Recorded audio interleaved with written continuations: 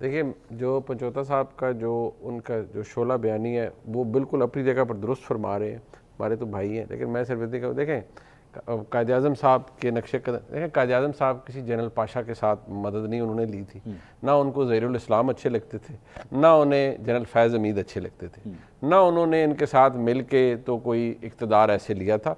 हम सारी बातें करते हुए ना भूल जाते हैं कि आप देखिए ज्यादती तरीके इंसाफ, नहीं, आप गलत इल्जाम लगा रहे हैं। पाकिस्तान का बात सुनिए यार, पंचोता साहब मेरी आपसे कोई बहस या लड़ाई तो नहीं है ना। बात तो कंप्लीट होने देना। नहीं सर, बात कंप्लीट हो जाए उसके बाद आप बोल लीजिएगा। आपको पूरा मैं मौका दूंगा। नहीं साहब, आप जवाब दीजिएगा, मैं आपको पूरा मौका दूंगा। आप उनकी पहले पूरी बात नहीं, सेगमेंट तो मेरा था सर। नहीं, सेगमेंट आपकी होगी ना सर, आपने जवाब दे दिया। आप जरा मुनीब साहब की बात सुन लीजिए जी। नहीं, आप पंचोता साहब को कहीं अपनी बात मुकम्मल कर लें ताकि मैं अर्ज कर लूँ। मेरी को उनसे बहस या लड़ाई थोड़ी है, मैं तो एक बात बयान कर रहा हूँ। उनको मुझसे डिसएग्रीमेंट है 100 दफ़ा रहे। देखिए बात सुनिए, ये सारी बातें जो जिस तरह पंचोता साहब ने की, मैं दोबारा वही कहूँगा। देखिए, आप अगर ये तासुर देंगे कि 2024 से पहले की सियासत जमहूरी और आइनी उसूलों के ऐन मुताबिक और कानून की बालादस्ती को कायम दायम रखते हुए की गई और इमरान खान साहब ने इक़्तिदार आला जमहूरी उसूलों के ऊपर मुरतब होकर लिया, तो ये बहुत बड़ी निगेशन होगी ऑफ फैक्ट्स।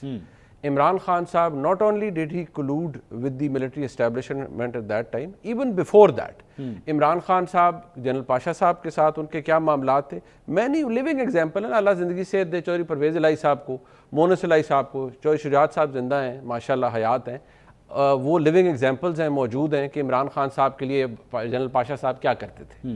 उसके बाद आप आ जाएं जी, फिर आ जाए जी जनरल ज़हीरुल इस्लाम साहब। परवेज़ इलाही साहब ने नैपी वाला बयान भी दिया। जी, वो चले, वो अब बाद में वो पार्टी के सदर हैं, मैं उस पर नहीं जाना चाहूँगा, वो तो पंचोता साहब कैन डील विद चौधरी साहब, आजकल सदर नहीं है। हाँ चले, लेकिन अब मसला ये है कि 2014 के अंदर धरना था, अल मशहूर धरना, the under seize of Islamabad, वो उनके कज़न जो थे तारुल कादी साहब उनके साथ मिलके जिस तरीके से ऑर्गेनाइज हुआ, जिस तरह जनरल ज़हीरुल इस्लाम साहब उस वक्त के DGISI थे, he was part of that, वो सब ऑर्गेनाइज किया गया, सब कुछ हुआ।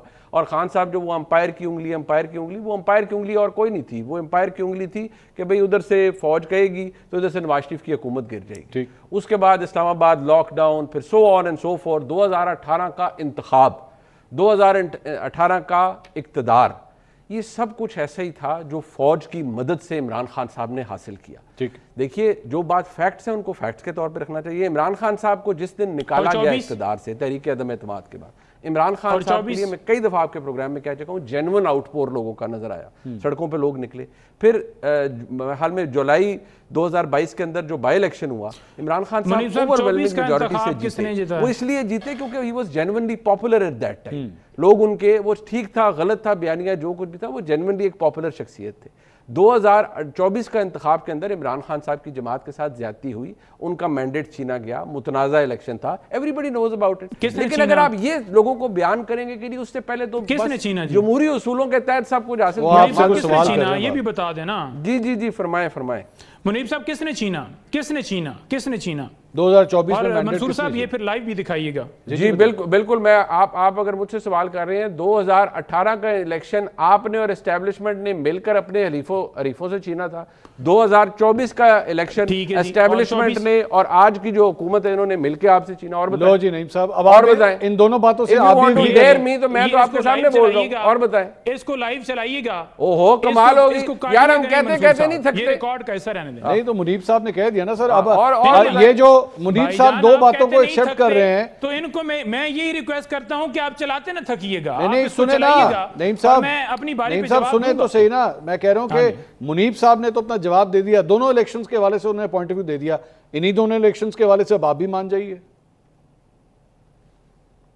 देखें बात यह है कि मुनीब साहब ने जवाब दिया है ना, तो मैं बार बार जवाब दे चुका हूं कि 18 के अंदर इलेक्शन अगर धांधली ज्यादा हुआ, आप इलेक्शन पिटीशन लेकर आइए, आप बताइए कि ये फॉर्म 47 के मुताबिक इमरान खान जितवाए गए, या कोई ये चीज लेकर आ जाइए ना। हम तो सबूतों के साथ बात करते हैं। भाईजान, मैं पंचोता साहब को भाई है मेरे, मैं अर्ज करूंगा, मैंने किसी इलेक्शन पिटीशन का यहाँ जिक्र नहीं किया। मैंने तो वो बात की है जो बहसियत साफी मैं प्रूव कर सकता हूँ हर जगह जाके कि 2018 का इलेक्शन आपने एस्टेब्लिशमेंट के साथ मिलकर छीना, 2024 में आपके साथ भी वही कुछ हुआ। फैक्ट यार, इसमें माने पंचोता साहब मान जाए, इसमें कौन सी बड़ी बात है। सबको सीट दी गई, ख्वाजा आसफ को बाजवा ने सीट दी, बाकी मुझे दिखा दें कहीं पर आपने हमारे हवाले से कहा हो कि ये आपने धांधली की है, ये डाका डाला है, ये भाई हम क्लेम लेकर के बैठे और तहरीक इंसाफ भाग गई। आप एक्चुअली हमें पता है नईम साहब, आप हाइब्रिड उस निज़ाम वक्त की जो आज 2018 बातें कर रहे हैं में कि ख्वाजा आसफ ने रात को नईम साहब, जनरल बाजवा को फोन किया कि मुझे जितवा दिया जाए, और फिर वो तमाम तर कन्वर्सेशन नईम और साहब सारी चीज़ें आप रिकॉर्ड है नईम साहब आप कि किस तरह फिर 2018 उनको में जितवाया पाकिस्तान तहरीक इंसाफ में एक्टिव ही नहीं थे ना आप उस हुकूमत का हिस्सा थे, इसलिए मेरे ख्याल में आपको आइडिया भी नहीं है कि वो उस वक्त हुकूमत बनी किस तरह थी या पीटीआई के लिए उस इलेक्शन में क्या क्या कुछ किया गया था, शायद इसलिए आपको इन्फॉर्मेशन नहीं होगी। लेकिन ये बहुत सी चीजें वहां भी हुई और 2024 में भी हुई, 2024 में भी हुई।